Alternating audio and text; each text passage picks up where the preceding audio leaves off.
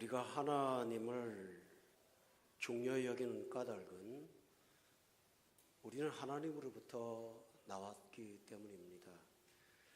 하나님께서 사람을 창조하셨습니다. 여러분은 하나님이 만드신 창조물들이십니다. 그러므로 하나님하고 무관하게 살 수 있는 사람은 아무도 없습니다. 하나님은 사람을 지으실 때 흙으로 사람을 만드셨는데 아주 중요한 그 다음 일을 하셨습니다. 그것은 사람의 그 몸 속에 사람의 본질인 영혼을 창조하셔서 그 영을 불어넣으셔서 사람은 몸과 영혼의 혼합물로 창조하셨습니다. 우리가 눈에 보이는 우리 몸은 육체지만 손으로 잡을 수도 없고 냄새를 맡을 수도 없지만 우리의 실체는 영혼에 있습니다.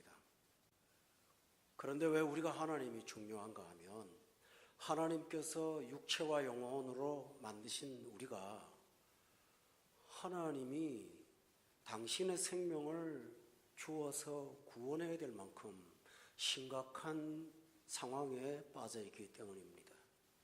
하나님은 우리를 영원히 죽지 않는 존재로 창조하셨는데 하나님의 법을 어긴 자들이 스스로 죽음을 선택했습니다.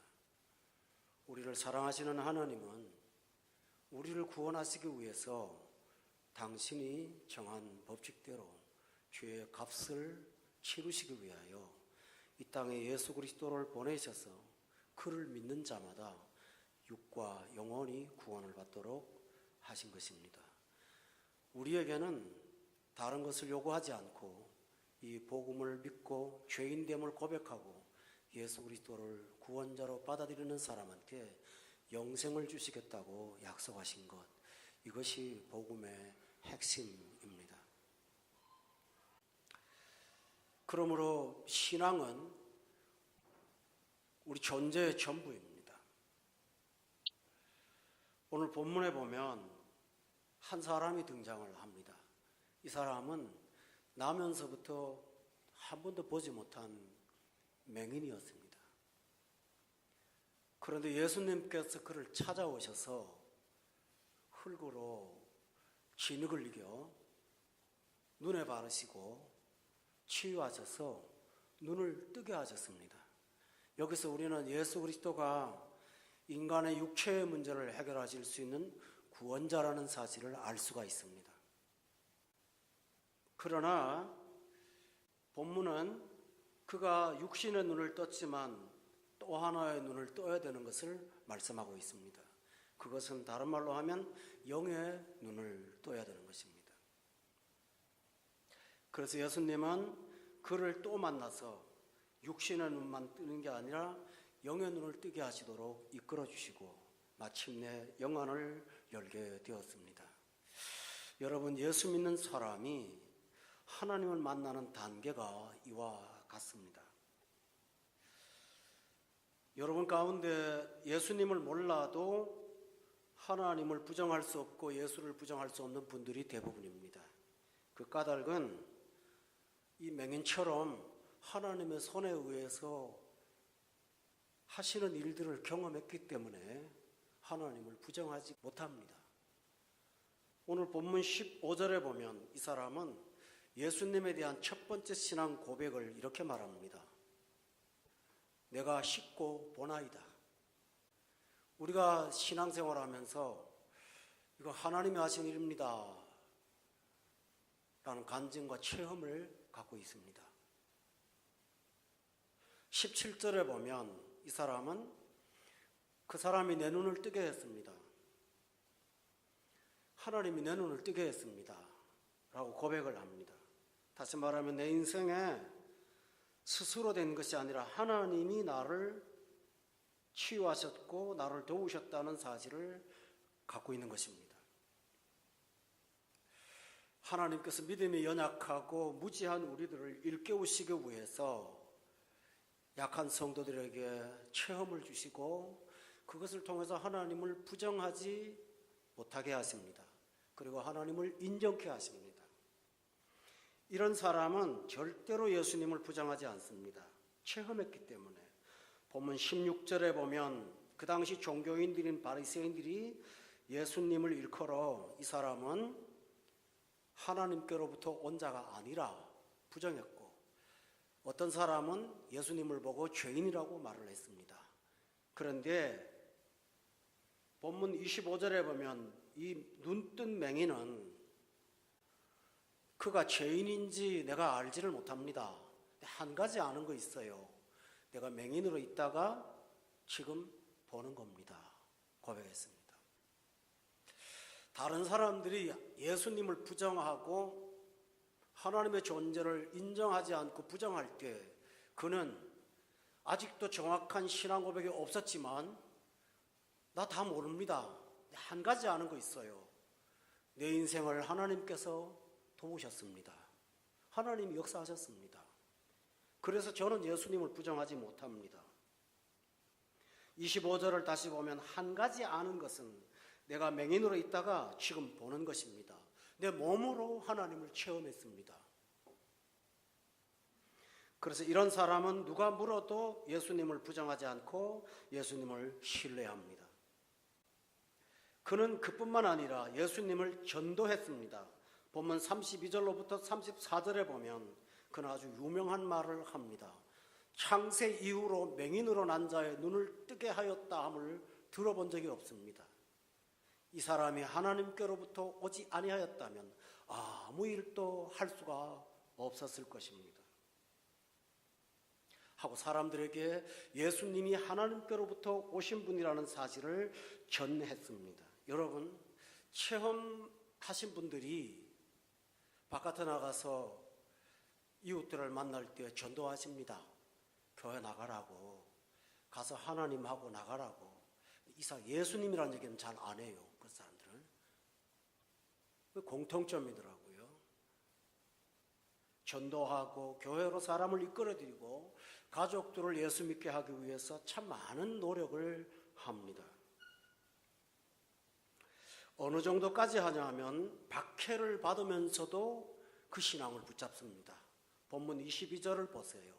예수 그리스도로 시인하는 자는, 예수를 그리스도로 시인하는 자는 출교하기로 결의하였으므로 이 사람은 예수님을 시인하기 때문에 그 사회에서 추방이 될 것입니다. 따라서 그는 자기 인생에 엄청난 손해가 옴에도 불구하고 예수님을 포기하지 않았습니다. 오늘 이 우리나라 교회, 전 세계 교회 안에 이렇게 예수님에 대한 정확한 이해를 하지 못하지만 하나님을 체험했다는 사실 때문에 주님을 부인하지 않고 전도하고 박해를 받아도 주를 따르는 사람들이 굉장히 많습니다. 저는 어린 시절 이런 조상들 밑에 크면서 그 신앙은 정말 본받을 만한 신앙이라고 저는 우러러 보았던 적도 있습니다. 그리고 이런 신앙이야말로 내가 따라야 될 신앙이라는 표본으로 생각도 했습니다. 그러나 이 체험 신앙에 치명적인 문제가 하나 있습니다. 그의 고백을 들어보겠습니다. 본문 12절을 보십시오. 그들이 이르되 그가 어디 있느냐 말할 때 이르되 나 모릅니다. 정직한 사람입니다. 예수님에 관해서 나는 잘 모릅니다. 25절도 보십시다. 그가 죄인인지 나는 알지 못합니다. 예수님에 관해서 그는 모른다라는 말로 일관했습니다. 25절을 보세요. 다 모릅니다. 한 가지 아는 것밖에 없습니다. 내가 맹인으로 있다가 지금 보는 거예요. 체험이 있어요. 말합니다. 29절에 보세요. 거기도 보면 하나님이 모세에게 말씀하신 줄을 우리가 알거니와 이 사람은 어디서 왔는지 저는 모릅니다. 여러분, 이 사람은 어떤 면에서는 정직한 사람입니다. 체험을 갖고 신앙의 우월감을 생각하지 않았습니다. 그는 체험은 알지만 예수님은 몰랐습니다. 오늘 한국교회 가운데 체험 신앙으로 순수하신 성도들이 많이 계십니다. 그런데 정말 구원에 이르는 예수 그리스도를 구원자로 아는 경우는 없는 경우를 거의 목격합니다. 이것은 굉장히 가슴 아픈 일입니다. 예수님은 육체를 치료하러 오신 분이 아니라 영혼을 구원하러 오신 분입니다. 육체의 체험 때문에 그분을 매력하는 것은 좋지만 그러나 그는 한 가지 잃어버린 것이 있다면 참으로 온전한 구원을 아직도 모른다는 사실입니다.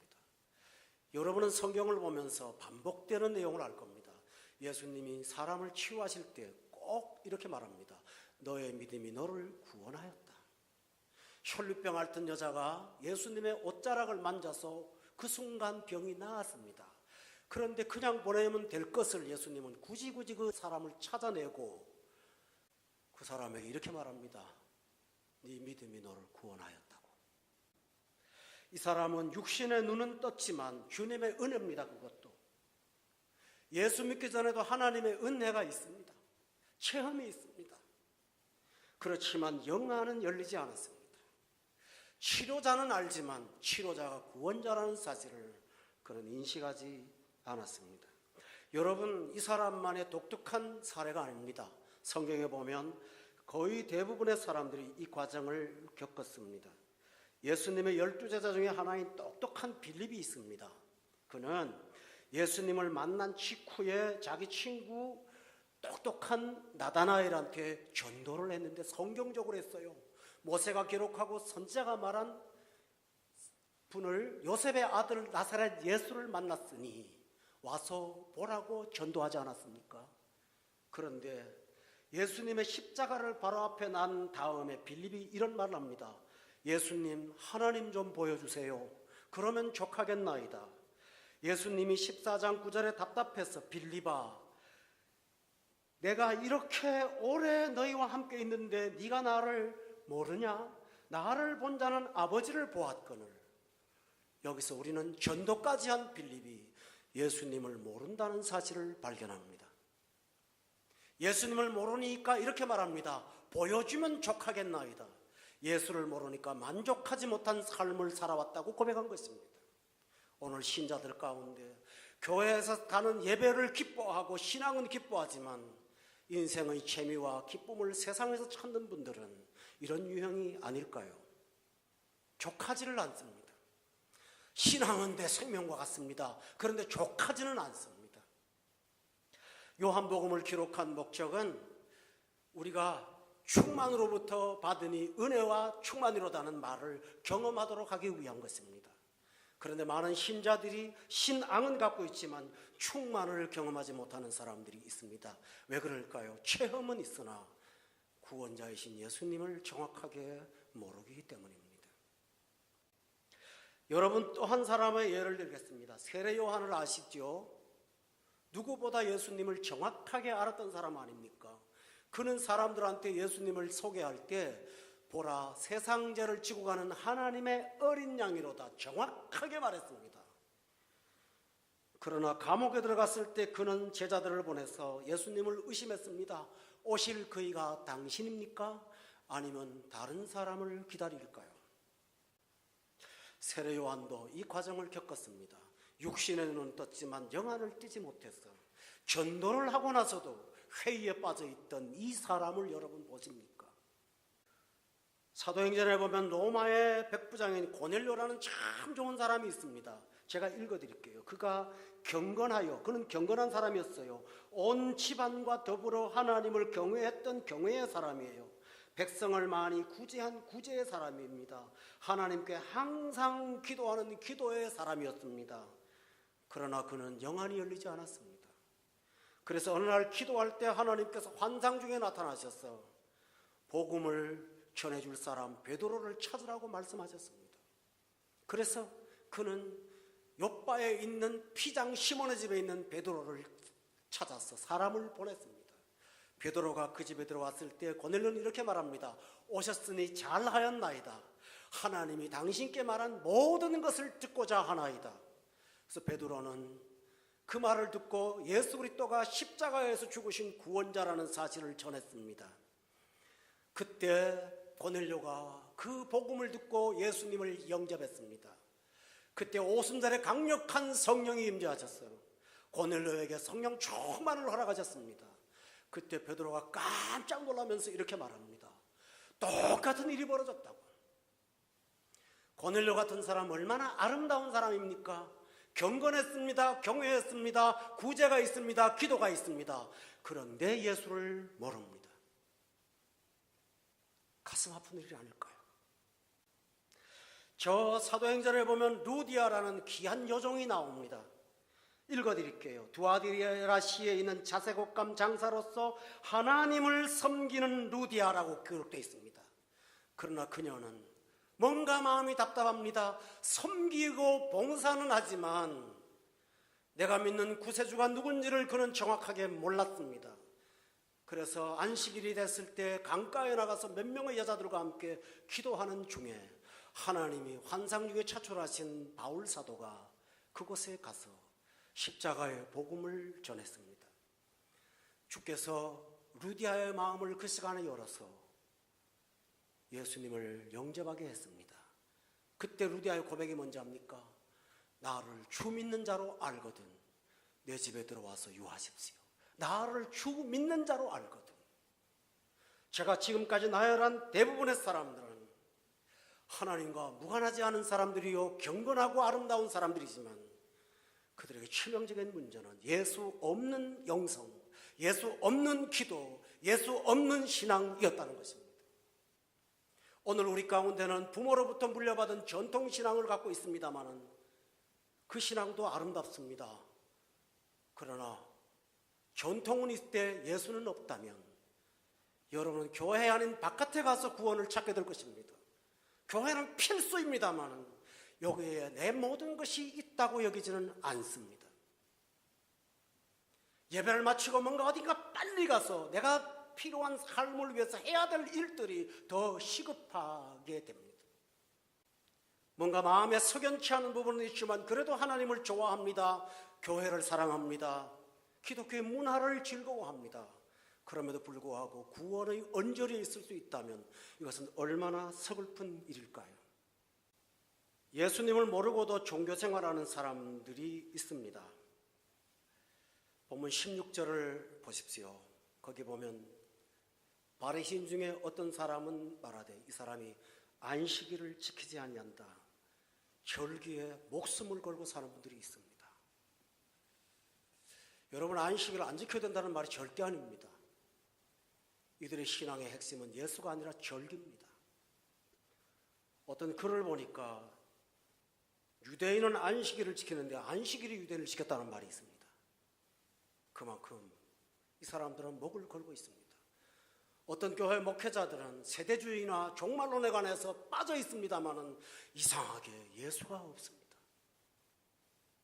긍정적 사고방식을 전하면서 많은 사람들을 희망으로 고무하지만 정작 그의 핵심 속에 있는 예수 그리스도가 구원자라는 사실을 언급하지 않습니다.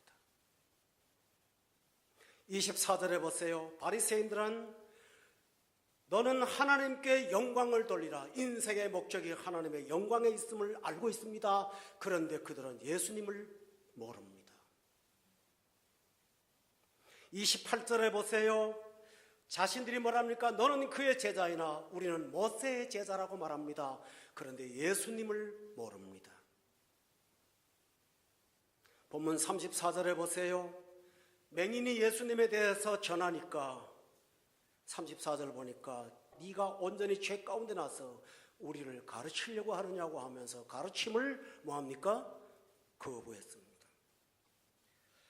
나는 배울 필요가 없다는 것입니다. 내가 갖고 있는 신앙은 상당히 깊은 내용이라고 말합니다. 그래서 예수 그리스도가 구원자라는 사실을 너무나 상식적으로 알고 있다고 말합니다. 그러나 골로새서는 이렇게 말합니다. 신성의 충만함이 육체로 거하시는 것이 예수님이라고요. 여러분이 신성의 충만을 배워도 다 할 수 있을까요? 어떻게 생각하십니까? 그리스도는 그렇게 가벼운 분이 아닙니다. 그분은 만유의 존재이시고 그분은 충만이십니다. 이렇게 체험 위주의 신앙생활은 핵심이 있습니다. 필요 중심의 신앙이에요. 주님이 내 삶에 필요해요. 지금 어려움 당해요. 주님께 간구해야 돼요. 위기를 만났어요. 하나님 만나야 돼요. 그들의 신앙은 필요 중심의 신앙인데 그건 맞는 말이에요. 우리는 주님으로부터 필요를 얻습니다. 그러므로 틀린 말은 아닙니다. 그러나 중요한 게 있습니다. 진짜 필요가 있다는 것입니다. 그 필요는 이 땅에 살면서 조금 삶이 어려울 때 도우시는 협조자 하나님이 필요한 것이 아니라 여러분을 죄와 진노와 사망 가운데서 구원하시는 예수 그리스도 구원자가 필요하다는 사실입니다. 근데 많은 분들이 삶의 필요는 요구하지만 영혼의 필요를 잘 모릅니다. 죄를 몰라요. 그러니 예수 그리스도를 알 수가 없습니다. 이런 분들에게는 필요가 채워지면 또 다른 필요가 올 때까지는 믿음이 시급습니다. 또 다른 필요가 필요할 때까지는 주님을 멀리하면서 마음으로 세상을 향하여 기쁨과 즐거움을 찾고자 배하게 되는 것입니다. 저는 여러분에게 안타까이 호소합니다. 여러분, 기독교는 행위의 종교가 아닙니다. 여러분에게 무엇을 행하라고 말하지 않습니다. 구원자이신 예수 그리스도를 여러분의 주님으로 모시라는 것입니다. 영접하라는 것입니다. 여기에 모든 것이 있습니다. 요한복음 6장을 한번 다 같이 찾아보세요. 사람들은 신앙을 일로 여겨요. 그래서 이렇게 말해요. 28절에 보세요. 6장 28절.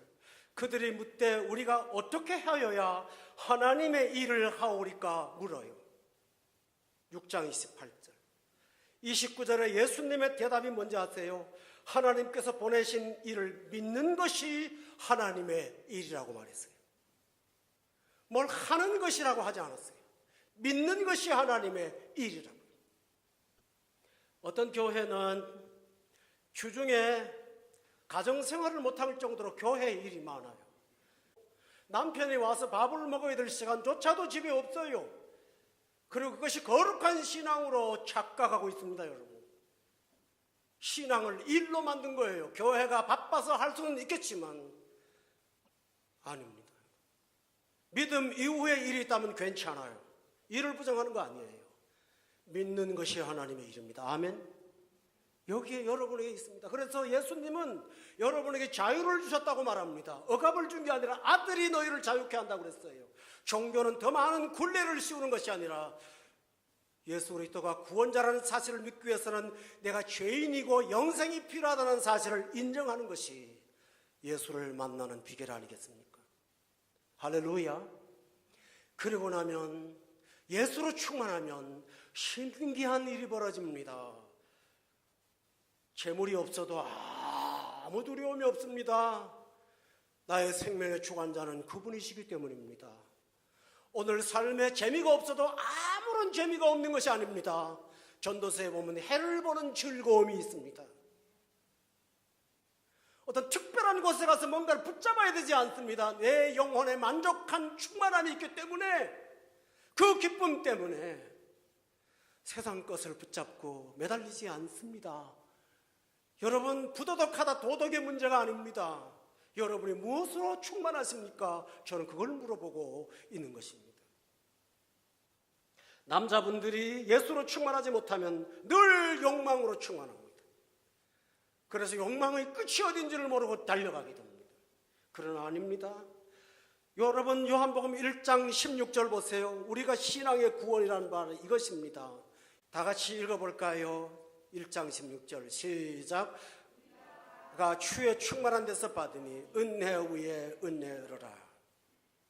바로 이것입니다. 우리가 다 그의 충만한 데서 받는 것입니다. 후기 인상파 중에 빈센트 반 고호라는 사람이 있습니다. 이 사람은 아버지가 목사 되기를 원해서 신학교에 갔습니다. 그리고 가난한 자들을 너무너무 사랑한 나머지 광산촌에 가서 좀 목회를 했습니다. 그런데 사람들이 조금도 변하지 않은 걸 보면서 자기는 목회자의 소질이 없다고 여긴 나머지 화가로 자기 인생을 바꿨습니다. 그리고 그는 빛을 찾았습니다. 빈센트 반 고호의 그림을 보면 전부 다 빛을 그리고 있습니다.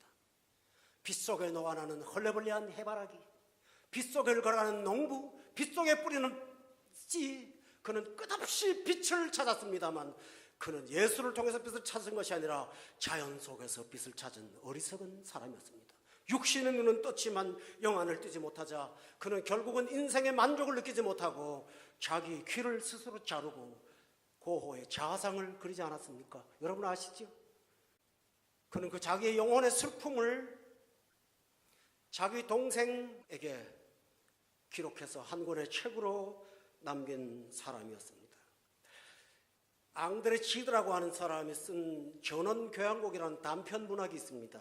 이 단편문학에 보면 목사관에서 살고 있는 가난한 소녀 맹인아이가 하나 있었습니다.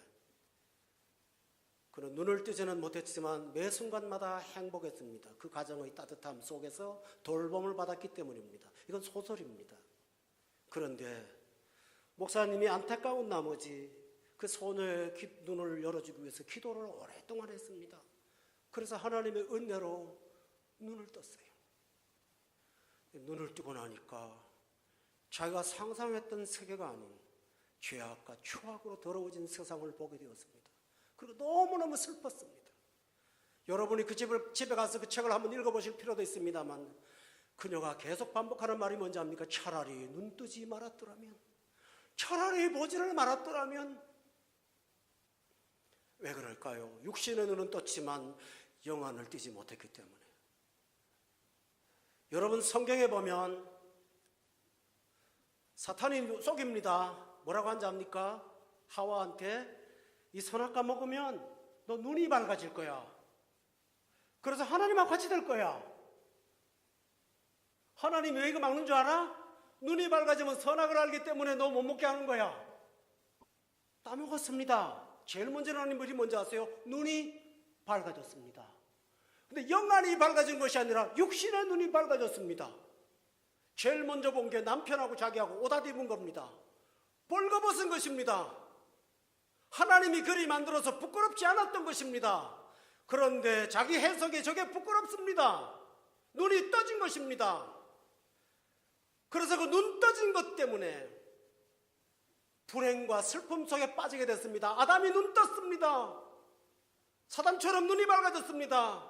그러니까 문제가 저 아내라는 말을 하고 있습니다. 그래서부터 부인이라는 말을 하지 않고 뭐라고 하지 않습니까? 하나님이 주신 저 여자. 눈을 떠보니 하나님이 저주하니 가시와 엉겅퀴가 장애물이 되었습니다. 여러분, 육신의 눈만 떴으니 이렇게 된 것입니다. 체험은 좋습니다.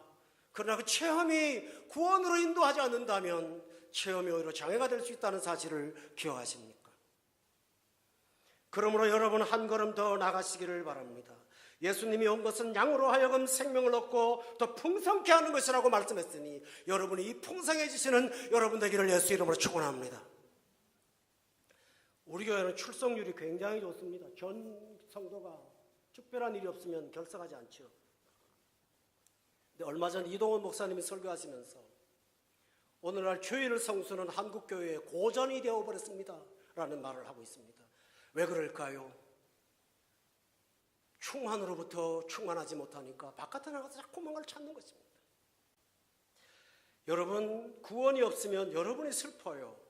그러므로 모든 삶의 부족부터 해방되고 죄사함을 얻고 참된 일을 이루려면 예수님을 아시고 예수를 만나셔야 됩니다. 그런데 내 노력으로 합니까? 본문 35절에 보세요. 다 같이 읽어볼까요? 9장 35절 시작. 그들이 그 사람을 쫓아냈다 하는 말을 들으셨더니 그를 만나사 이르시되 내가 인자를 믿느냐. 누가 먼저 구원을 주도하셨습니까? 사람입니까? 주님이십니다. 내가 나를 믿느냐? 주님이 묻습니다. 찾아오셨습니다. 여러분, 인생의 재미는 찾아가야 하지만 구원은 여러분 눈앞에 있다는 사실을 믿으십니까? 고개를 돌리면 거기 계십니다. 주님이 바로 앞에 계십니다. 멀리 가서 찾을 게 아닙니다. 어떤 수많은 고통스러운 노력으로 찾는 것이 아닙니다. 주님이 오셨으니 눈으로 보면 됩니다. 보게 하신 눈이 있지 않습니까? 눈을 뜨게 하지 않았습니까? 눈을 뜨게 하시고 보게 하시고 말씀하십니다. 거기에 내가 믿나이다 고백하면 되는 것입니다. 우리가 엉뚱한 것을 보았기 때문에 앞에 서신 주를 보지 못했던 것입니다. 그가 정직하게 묻습니다. 35절에 예수님이 앞에 나왔는데 36절에 한 번도 보지 못했으니까 이런 말을 하겠죠. 주여, 그가 누구십니까? 그렇다면 내가 믿겠습니다. 여러분, 참 중요한 질문이 뭘까요? 예수님, 당신이 누구십니까? 바울 사도가 묻습니다. 주여, 누구십니까? 그때 예수님이 나는 네가 핍박하는 예수라고 말합니다. 주여, 누구십니까?